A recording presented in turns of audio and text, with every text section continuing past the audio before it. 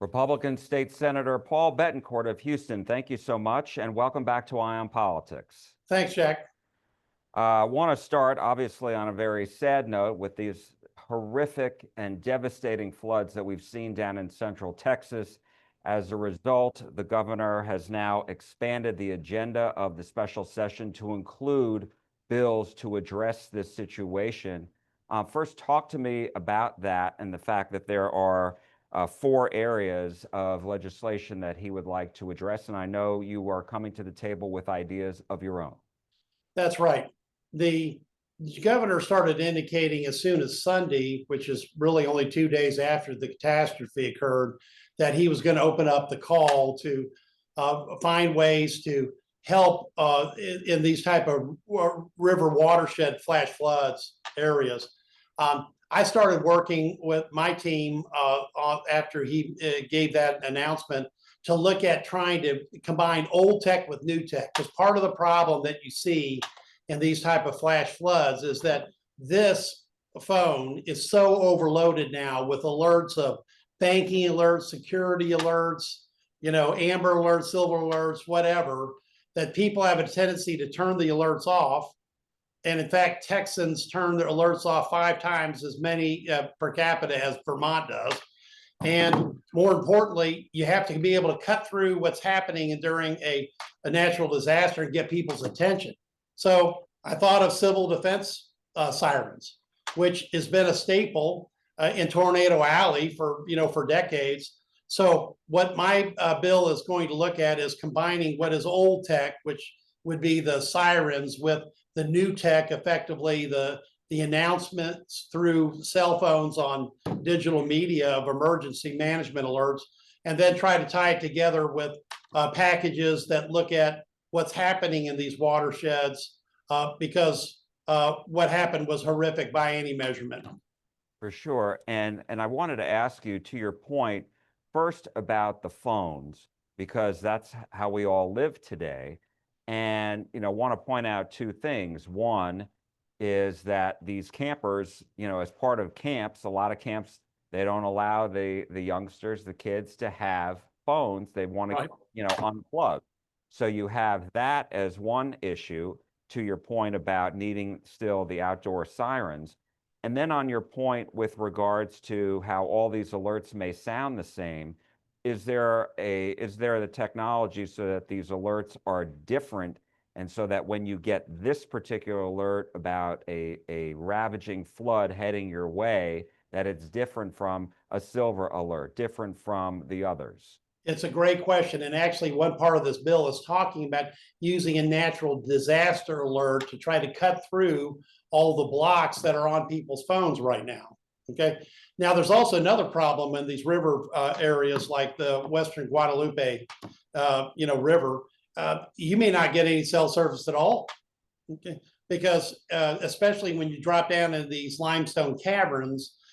So we're also looking at what would be, Starlink technology, 5G. You have to have a redundant communication to even get to a tower that has the ability to notify people through a siren of what's happening, that there's a 20-foot, high, wall of water headed your way.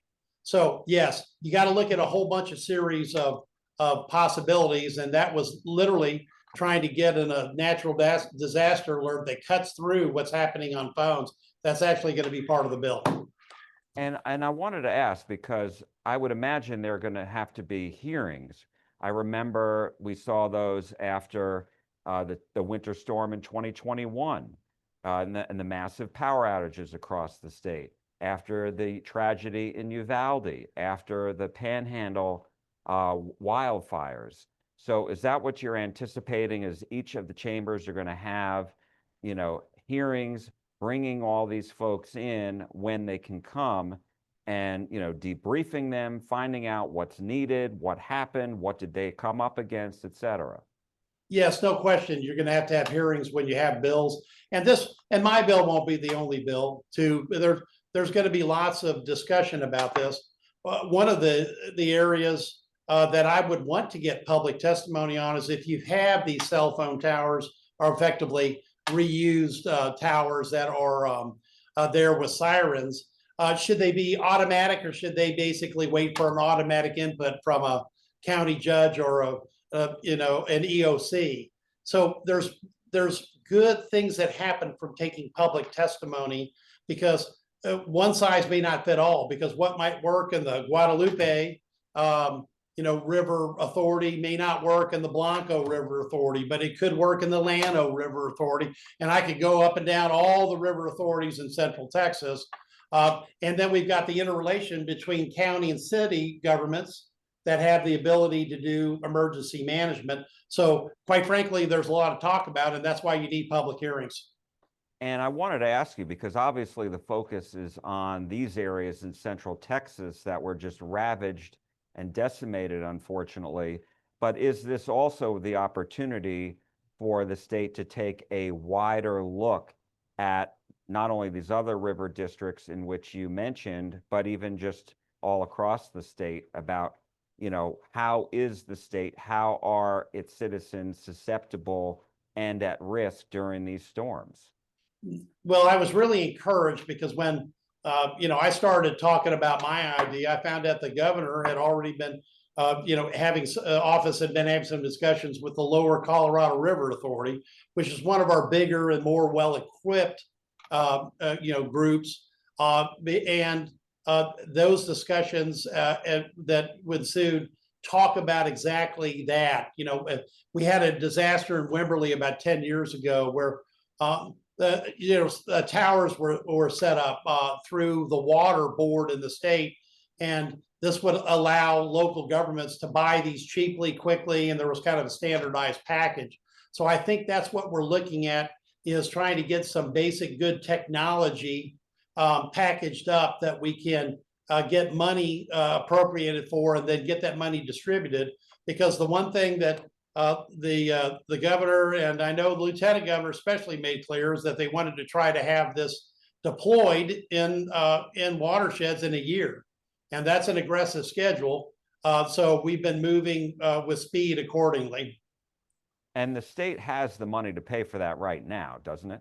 No question about it. But I thought it was a very good, recognition of the obvious by the governor as far back as Sunday, and saying, yes, this is going to be on the call. And Lieutenant Governor to come out and say, look, I think he thought that we should just pay for it after the conversation with Governor Abbott. Both governors agreed. So that's the premise that at least my legislation is working on. And I think that's the right premise. When you look at these smaller rural counties that are west of I-35, they have much smaller budgets. A river authority may have a budget of $2.3 million, like the West Guadalupe River Authority does, and a county like her may have an entire budget of $30 million. So when the state steps in and they can get a system that's packaged, that's costed, and that's available, that's a big help. And I think it's going to be well received. But we're going to be open to input from everyone in the process, because we'll make sure that they'll have the options that people need to be able to use it from one area to the next. I wanted to ask you just one other thing on this topic, and that is the local officials in Kerr County especially have really faced some tough questions about, we know that the National Weather Service put out very timely warnings. And then the question is, okay, they put them out. Was anyone at the county and the city receiving these warnings, and what were they doing with them? Were people actually receiving them? And I know, the governor spoke out yesterday about pointing fingers, but doesn't there need to be a full accounting of exactly what happened, what did not get done, and why not, and how is that going to be prevented in the future? And Jack, that's what these hearings will be about, and inevitably. And you've seen it with Winter Storm Uri and every other disaster related hearing that we've had. All that comes out in the wash, and that's important, because you don't want to replicate any mistakes. But there's going to be a lot of difference here, because we've had some places like Comal County buy sirens, and Comfort, the city right down the river, bought a siren, actually used it on July the 4th. Other places different, have different, expenditures or money, or they didn't do their projects. So we're going to hear about it all. And look, here's the bottom line. My grandparents survived the 1900 storm in Galveston, because one got to the second floor of a very tall building on the Strand, and the other family swam through the wreckage wall to safety. Wow. When you got a 28 foot, whatever wall of water coming to you, nobody cares about politics and the decisions. The right decision is, how do we get as many people out of the way as possible? And that's what this plan of old tech with new tech together is, to get people out of harm's way. You cannot survive these floods except by the grace of God if you're in the middle of it and you get swept downstream. So that's what my focus has been on. And all these questions will get answered. The same things happened after the Uvalde shootings, Winter Storm Uri. Especially, I can speak for the Texas Senate. We have exhausting hearings when we get into this, because again, my motto has always been, what gets measured gets fixed. What do we have to do to fix the problem?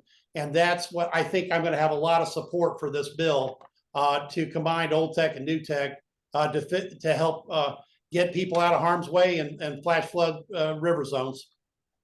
Wanted to ask you a couple other things that made it onto the call, and that includes obviously Senate Bill 3, the THC ban. The governor said that he wants to protect children from THC and regulate these products for adults. How do you think that's going to all get worked out? I saw comments that seemed to indicate that the lieutenant governor was just going to favor putting SB3 out there again. So what are you hearing, and what do you make of that? Well, Jack, look, what I make of it, this is the legislative process. And last time we had a bill that was passed by both houses. The governor exercises veto right. He's come back with his ideas. The discussions will restart, and we'll see where it gets, where it's taken. There is a lot of concern, from the public on both sides of this issue. I think that that there will again be, multiple bills here, because there may be issues that everybody can agree on, and maybe issues that they can't agree on yet. But there's, and I can't speak for Senator Perry because this is his bill. But I know that there are discussions ongoing before we get to the legislative session, and most of the members, like myself, will be waiting to hear what those discussions bear fruit on. I want to ask you also about cutting property taxes. I know that you and the governor and multiple other lawmakers were up in our area in Denton recently. I saw you at the news conference. And so what more is the governor looking for here? What more can the state provide in property tax relief? And, where does that money come from? Well, I haven't had a chance to have that discussion, because this is literally, as you saw, hot off the presses. Yeah. Okay. But you could tell from the reaction of the crowd that we were in, Jack, that the homestead exemptions were wildly popular, because they're going to be very impactful on property tax bills. We're probably, late in the cycle to be able to put anything else on the ballot, because we had this problem in 2023 when in the second special session, we came together on a plan, but it was too late to get any of that onto the ballot in November. We actually had to vote on those, later. So we've had to delay sometimes votes till the May cycle. But once again, we'll take a look. I think that his terminology he used was more about limits, which I think is the end statement of that. Yeah. So we'll be exploring that as well. But I'll tell you, there's 18 of those. There's redistricting. We're already engaged on, I was personally solving one problem. If I could conjure up some additional clones, I might be really happy, but we'll see what happens. It's going to be quite a jam-packed 30 days. Just to your point there about limiting the local governments, I know that's something that the governor had mentioned in his State of the State speech that he had wanted and did not get through this time around. Well, Jack, there are actually fragments of that did make it through. Okay. For example, if you have a bond issue and a city or county government puts up a bond, it will now say, like it does for schools, this is a tax increase. We also raised how to issue a bond by you have to have a 60% supermajority of the trust, whether it's trustees or city council, et cetera, you have to have a supermajority vote to do that. So some of that did get through. And like so many things, we'll take a look at what didn't get through and what could get through and what's going to be a jam-packed special session. And my last question, you mentioned it before, and that's the redistricting, where lawmakers are now going to be asked to redraw the state's congressional districts to find more Republican districts in the state. I'm hearing 3, 4, maybe up to 5. How are you going to get Democrats to sign on to that? Hey, Jack, if you're asking me a rhetorical question, that's right. Well, and look, I've been through a redistricting process twice, once as a legislator and the other one effectively as a voter registrar. It's intensely complex. So I can't preload any of that at this point in time because the last redistricting is still in court in El Paso because I know the head of our redistricting committee just testified, about a month ago there. So that also has a tremendous amount of moving parts. And quite frankly, the only answer I can give you is stay tuned.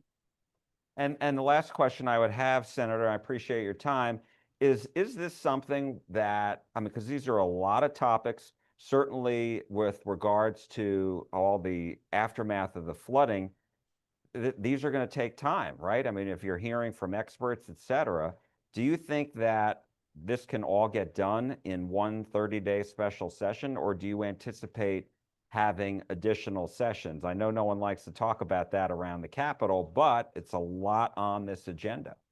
Well, and look, just that one, you're going to have to ask the speaker, lieutenant governor, and of course the governor, because he's the one that calls the special sessions. It takes a lot of time to do legislation right. We have been working on just the old tech, new tech idea for about now 3 days, but it's got most of my staff, over half my staff's been working on that with outside help. And it does take time to put together, good legislation. So with everything, there's a season. We've now been called to another season of special sessions. So the question will be, how much can we get done? I don't know. But I'm glad at least I've been able to get a head start on one important issue because when you get a catastrophe where you lose 100 lives, that's where you got to start your focus. And so that will be the first bill that I file, will be the bill about emergency alerts for river systems. State Senator Paul Bettencourt of Houston, thank you so much as always. We appreciate it. Thank you, Jack.